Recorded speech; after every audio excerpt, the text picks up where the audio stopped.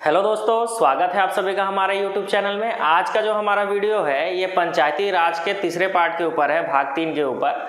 और इस वीडियो में हम ये देखेंगे कि पंचायती राज के अंतर्गत जो भी आर्टिकल बताए गए हैं 243 से 243O तक, उसमें क्या बताया गया है और उस आर्टिकल को आपको किस तरह से याद करना है। सबसे इम्पोर्टेंट ये है कि आपको वो आर्टिकल कैसे याद होंगे। दूसरी चीज़ ये है कि उस आर्टिकल के अंतर्गत जो लिखा है वो आपको कैसे याद होगा। तो उसके लिए एक चार्ट बनाना होगा। सबसे पहले पंचायतों के अंतर्गत जो आर्टिकल है वो 243 से 243O तक दिया गया है, जिसमें हम लोगों को पहले उसको बांटना पड़ेगा।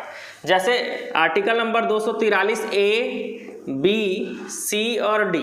तो article number 243A, B, C, D जो है, इन चारों को पहले डिटेल करेंगे हम। इसमें आर्टिकल नंबर A में कहा गया है ग्राम सभा के बारे में, B में गठन, C में संरचना और D में आरक्षण के बारे में बताया गया है। तो पहले 4-4 का पेयर लेकर इसको याद करेंगे। सबसे पहला जो आर्टिकल है आर्टिकल नंबर 243A, जिसमें ग्राम सभा के बारे में बताया गया, इसको पहले डिटेल करते हैं। तो ग्राम सभा का मतलब क्या है? तो ग्राम सभा का मतलब ये है कि ग्राम में समस्त जितने पंजीकृत मतदाता होंगे, ग्राम के समस्त पंजीकृत मतदाता के समूह को ग्राम सभा कहा जाता है। क्या कहा जाता है? ग्राम के समस्त मतदाता, पंजीकृत मतदाता के समूह को ग्राम सभा कहा जाता है। और ग्राम की घोषणा मतलब किसी भी ग्राम की घोषणा करने का अधिकार राज्यपाल को है, जबकि ग्राम सभा के गठन संबंधी नियम कानून बनाने का अधिकार राज्य विधानमंडल को है। याद रखेंगे, ग्राम की घोषणा कौन करता है? राज्यपाल करता है एक लोक अधिसूचना के माध्यम से। लेकिन ग्राम सभा का गठन जो है, इसके संदर्भ में नियम कानून बनाने का अधिकार जो है वो राज्य विधानमंडल को है, स्टेट लेजिस्लेचर को है। तो इस तरह से ग्राम सभा क्या होता है ये हमको समझ में आ गया। ग्राम सभा क्या होता है? ग्राम में पंजीकृत समस्त मतदाताओं के समूह को क्या कहा जाता है? ग्राम सभा कहा जाता है। दूसरा हमारा आर्टिकल है आर्टिकल नंबर 243B, जो कि गठन को लेकर है, पंचायतों के गठन को लेकर है। फुल फॉर्म क्या है उसका? पूरा पंचायतों को गठन। तो पंचायतों का जो गठन है वो किस तरह से होता है? तो पंचायतों के गठन का अधिकार राज्य विधानमंडल को है। याद रखेंगे, पंचायतों के गठन का अधिकार राज्य विधानमंडल को है। और पंचायतों के गठन के बाद जो उसकी संरचना है, तो पंचायतों की संरचना किस तरह से होगी वो आर्टिकल नंबर 243C में बताया गया है। और संरचना जो है वो त्रिस्तरीय होगी, ये बताया गया है। पंचायतों की संरचना त्रिस्तरीय होगी, ये बताया गया है। और त्रिस्तरीय कैसी होगी? तो पहला जिला स्तर पर, दूसरा माध्यमिक स्तर पर जिसको खंड भी कहा जाता है, और तीसरा ग्राम स्तर पर। जैसे जिला स्तर पर जिला पंचायत, माध्यमिक स्तर पर जनपद पंचायत, ग्राम स्तर पर ग्राम पंचायत। तो इस तरह से त्रिस्तरीय संरचना होगी पंचायत की। लेकिन जिस राज्य की जनसंख्या 20 लाख से कम हो, क्या बताया जा रहा है? जिस लाख की जनसंख्या 20 लाख से कम हो, उस राज्य में माध्यमिक स्तर पर छूट दी गई है। मतलब वहां पर सिर्फ द्विस्तरीय है, जिला स्तर पर और ग्राम स्तर पर, मतलब जिला पंचायत और ग्राम पंचायत। तो याद रखेंगे, जिस राज्य में जनसंख्या जो है वो 20 लाख से कम है, वहां माध्यमिक स्तर पर छूट दी गई है। इसके अलावा आपको यह भी याद रखना है कि पश्चिम बंगाल में 4 स्तरीय पंचायत है, जिसमें एक जनजातीय परिषद भी एक्स्ट्रा जुड़ता है। मतलब जिला, माध्यमिक, ग्राम के अलावा जनजातीय परिषद। तो ये हो गया संरचना। अगला जो हमारा पॉइंट है वो आरक्षण को लेकर है कि 243D में आरक्षण के बारे में बताया गया, पंचायतों में आरक्षण कैसा होगा। तो इसके लिए आपको 3 पॉइंट याद करने हैं। सबसे पहला, SC ST को जनसंख्या के अनुपात में आरक्षण। याद रखेंगे, SC ST को जनसंख्या के अनुपात में आरक्षण दिया जाएगा। मतलब उस राज्य में जितनी जनसंख्या SC ST की होगी उस जनसंख्या के अनुपात में आरक्षण दिया जाएगा। दूसरा पॉइंट है, महिलाओं को किसी भी स्थिति में 1/3 से कम नहीं दिया जाएगा। मतलब महिलाओं को जो है आरक्षण किसी भी स्थिति में 1/3 से कम नहीं दिया जाएगा। मतलब यह है किसी भी पंचायत में महिलाओं का आरक्षण 1/3 होना ही चाहिए। इसके अलावा तीसरा है ओबीसी को आरक्षण। तो ओबीसी को जो आरक्षण देना है ये राज्य विधानमंडल तय करेगी, मतलब राज्यों की इच्छा के ऊपर है कि ओबीसी को कितना आरक्षण दिया जाना चाहिए। तो इस तरह से पहले हमने 4 आर्टिकल डिटेल किए, अब इसके बाद आगे के 4 आर्टिकल देखेंगे। डी के बाद हमको पढ़ना है आर्टिकल नंबर 243 ई, एफ, जी और एच, 4 देखना है, जिसमें सबसे पहले आएगा अवधि, दूसरा अयोग्यता, तीसरा शक्ति, तीसरा शक्तियां और चौथा है कर लगाने की शक्ति। तो चलिए इन चारों आर्टिकल्स को डिटेल करते हैं। सबसे पहले अवधि। अवधि का मतलब ये है कि पंचायतों का कार्यकाल कितने वर्ष का होगा। तो पंचायतों का कार्यकाल 5 वर्ष का होता है, लेकिन कभी कभी ऐसा भी हो सकता है कि कार्यकाल 5 वर्ष से पहले ही भंग हो जाए। तो जब कार्यकाल 5 वर्ष से पहले भंग हो जाएगा तो उसके लिए आपको 2 कंडीशन याद रखना है। यदि कार्यकाल 6 माह या उससे कम बचा है, यदि कार्यकाल 6 माह या उससे कम बचा है, इसका मतलब ये है कि जब पंचायत शुरू हुआ तो 4.5 साल हो चुके हैं, सिर्फ 6 माह बचा हुआ है या उससे भी कम बचा हुआ है, तब क्या होगा। और दूसरा, यदि 6 माह से अधिक हो तब क्या होगा। तो जब कार्यकाल 6 माह से अधिक हो और पंचायत भंग हो चुके हैं तो अगला चुनाव 5 वर्ष के लिए होता है, मतलब अगला चुनाव 5 वर्ष के लिए, मतलब पूरे कार्यकाल के लिए होगा।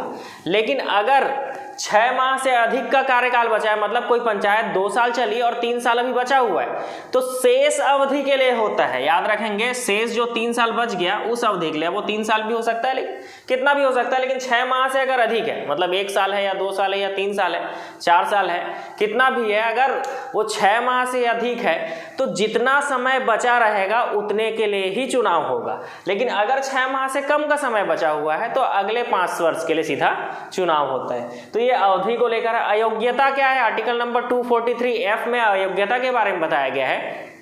और अयोग्यता क्या होती है, तो अयोग्यता सिर्फ एक है पंचायतों में, वो है 21 वर्ष की आयु से कम नहीं होना चाहिए। अगर आपको पंचायती राज का सदस्य बनना है पंचायतों में, या अध्यक्ष बनना है या जो भी है, तो आपका आयु जो है वो 21 वर्ष से कम नहीं होना चाहिए। इसके अलावा अयोग्यता का डिसाइड जो है, अयोग्यता का निर्धारण जो है वो राज्य विधानमंडल कोई भी कानून बनाकर कर सकती है। मतलब राज्य विधानमंडल को ये अधिकार दिया गया है कि वो कानून बनाकर अयोग्यता का निर्धारण कर सकती है। अभी फिलहाल क्या है कि 21 वर्ष से कम नहीं होना चाहिए आयु। अगला है शक्तियां। और शक्तियां क्या है, तो शक्तियां वही है जो कि 11वीं अनुसूची में 29 विषय जोड़े गए हैं, है ना। पंचायती राज को लेकर 11वीं अनुसूची जो है, संविधान की 11वीं अनुसूची, उसके जो 29 विषय जोड़े गए हैं वही क्या है, पंचायती राज की शक्तियां हैं, पंचायतों की शक्तियां हैं। इसके अलावा कर लगाने की शक्ति क्या है, तो कर लगाने की शक्ति ये है कि राज्य विधानमंडल अपने कर में से कुछ कर, जैसे चुंगी कर, प्रवेश कर इत्यादि लगाने की जो शक्ति देती है पंचायतों को, वही कर लगाने की शक्तियां हैं। इसके बाद चलिए आगे बढ़ेंगे आर्टिकल में। तो 4 का 2 पेयर, उसके बाद 3 आर्टिकल देखेंगे, आई, जे और के। तो आर्टिकल 243 आई ये बोलता है राज्य वित्त आयोग, जे बोलता है जांच और के बोलता है राज्य निर्वाचन आयोग। तो चलिए इनको भी देखते हैं कि इस आर्टिकल में क्या लिखा हुआ है। तो सबसे पहली बात है राज्य वित्त आयोग जो है, इसका गठन कौन करता है, तो याद रखेंगे इसका गठन करने का अधिकार राज्यपाल को है। मतलब राज्यपाल जो है राज्य वित्त आयोग का गठन करता है। इसके अलावा इनका कार्यकाल जो है वो 5 वर्ष का होता है। इनका कार्यकाल क्या होता है, 5 वर्ष का होता है। इनका कार्य क्या है, तो इनका कार्य है पंचायतों की वित्तीय समीक्षा करना और जो भी कार्य राज्यपाल सौंपे, इसके अलावा कोई भी कार्य अगर राज्यपाल सौंपती है तो वो उसको करना पड़ेगा। इसके अलावा अगला है जांच, लेखाओं की जांच। जांच का मतलब क्या है, लेखाओं की जांच करना। इस जांच संबंधी मतलब लेखाओं के जांच संबंधी कानून बनाने की जो शक्ति है वो राज्य विधानमंडल को याद रखेंगे। किसको है? राज्य विधानमंडल। तो ये जांच हो जाएगा। उसके बाद राज्य निर्वाचन आयोग, तो राज्य निर्वाचन आयोग का गठन राज्य विधानमंडल करते हैं, याद रखेंगे। राज्य निर्वाचन आयोग का गठन जो है वो राज्य विधानमंडल करती है। इसकी संरचना कैसी होती है? तो इसकी संरचना ये है कि छत्तीसगढ़ में 1 सदस्य है। इसका कार्यकाल क्या है? तो कार्यकाल है 6-62। कार्यकाल 6-62 का मतलब या तो 6 वर्ष या तो 62 वर्ष उसके उम्र होने से पहले, मतलब 62 के पहले तक। अधिकतम 6 वर्ष है, लेकिन मान लीजिए 60 वर्ष की आयु में कोई राज्य निर्वाचन आयुक्त बना है ना, तो वो सिर्फ 2 साल और काम कर पाएगा, क्योंकि रिटायरमेंट उसका कब है? 62 वर्ष है। इसके अलावा इसको कैसे हटाया जा सकता है राज्य निर्वाचन आयुक्त को? तो इसको ऐसे हटाया जा सकता है, या तो वो त्याग पत्र दे दे या तो मृत्यु। त्याग पत्र वो राज्यपाल को देगा, या तो उसकी मृत्यु हो जाए या तो उस पर महाभियोग लगाया जाए। अब महाभियोग कैसे लगता है राज्य निर्वाचन आयुक्त पर? तो जिस तरह से हाई कोर्ट के न्यायाधीशों के ऊपर लगता है, किसके ऊपर? हाई कोर्ट के न्यायाधीशों के ऊपर जिस तरह से महाभियोग लगता है, उसी प्रकार का महाभियोग लगाकर राज्य निर्वाचन आयुक्त को हटाया जा सकता है। तो ये इसकी संरचना है। इसके बाद राज्य निर्वाचन आयुक्त के बाद हम आगे का आर्टिकल देखेंगे। आर्टिकल नंबर 243 के बाद L, M, N और O 4 आर्टिकल देखने हैं। मतलब इस तरह से बांटकर पढ़ने से आपको याद हो जाएगा। पहले 4 आर्टिकल हमने देखा, फिर 4 देखा, फिर 3 देखा, फिर 4। L का मतलब लागू होना, याद रखेंगे, लागू होना। दूसरा M का मतलब लागू ना होना। तीसरा N से निरंतरता, और चौथा है ऑब्स्ट्रक्शन, ओ से ऑब्स्ट्रक्शन। अब इन चारों आर्टिकल को डिटेल करते हैं। सबसे पहला आर्टिकल नंबर 243 L क्या बोलता है? तो पंचायती राज का लागू होना। तो L का मतलब लागू होना, इसका मतलब संपूर्ण भारत में पंचायती राज क्या है? संपूर्ण भारत में लागू होगा, कुछ राज्यों को छोड़कर। और वो लागू ना होना में आ जाएगा, जो कुछ राज्यों को छोड़कर है वो लागू ना होना में आएगा। और कहाँ कहाँ लागू नहीं होगा ये मैंने आपको पिछले वीडियो में बताया है। अनुसूची 5 के 10 राज्यों में और अनुसूची 6 के असम, त्रिपुरा, मेघालय और मिजोरम में, ठीक है। इसके अलावा कुछ राज्यों को छोड़कर जो बोला है वो राज्य कौन से हैं? तो नागालैंड है, मेघालय है और मिजोरम है। इसके अलावा मणिपुर का वो क्षेत्र जहां जनजातीय परिषद क्या हो? अस्तित्व में हो।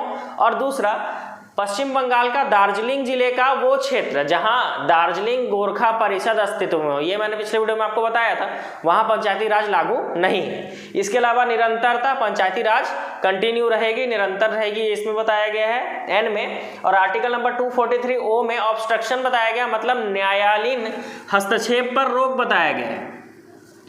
मतलब ये है कि न्यायालय के हस्तक्षेप पर रोक है। इसका मतलब अगर चुनाव को लेकर, पंचायतों में चुनाव को लेकर कोई भी विवाद होता है तो उस पर न्यायालय के हस्तक्षेप पर रोक लगाया गया है। तो इन विवादों का निपटारा कौन करेगा? तो इन विवादों का निपटारा वो करेंगे जिसको राज्य विधानमंडल नियुक्त करेगी।